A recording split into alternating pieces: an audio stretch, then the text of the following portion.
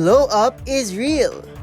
Napawaw ang netizens ng ibida ng dayuhang environmental advocate at Australian businessman na si Mike Smith, ang dalawang larawang kuha nito habang nakalublob sa isang ilog.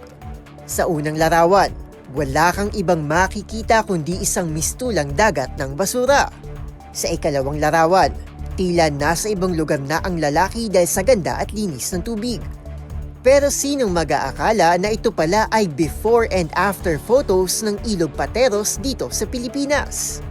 Sa pangunguna ng dalawang international eco-friendly companies na nagsimula sa kani-kanilang green advocacies at cleanup initiatives noon pang 2019 at 2020, ay nakapaghakot lang naman sila ng higit sa 100,000 kilo ng basura mula sa naturang ilog sa loob lamang ng isang linggo.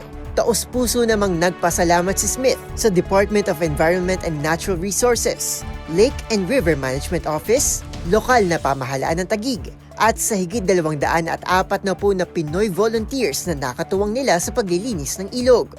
Mula sa bansag na pinakamaruming ilog na nakita niya sa kanyang talambuhay, talaga nga namang pinatunayan ni Smith na glow up is real kung magkakaisa lang tayo sa pangangalaga ng ating kalikasan. Kaya naman say hello to a cleaner and better Pateros River. Sa kabila nito, ang pinakamahalagang hamon pa rin sa ating mga Pilipino. Kakayanin ba natin itong panatilihin at ipagpatuloy? Para sa MBC TV Network News, ito si Arnold Herrera. Sama-sama tayo, Pilipino.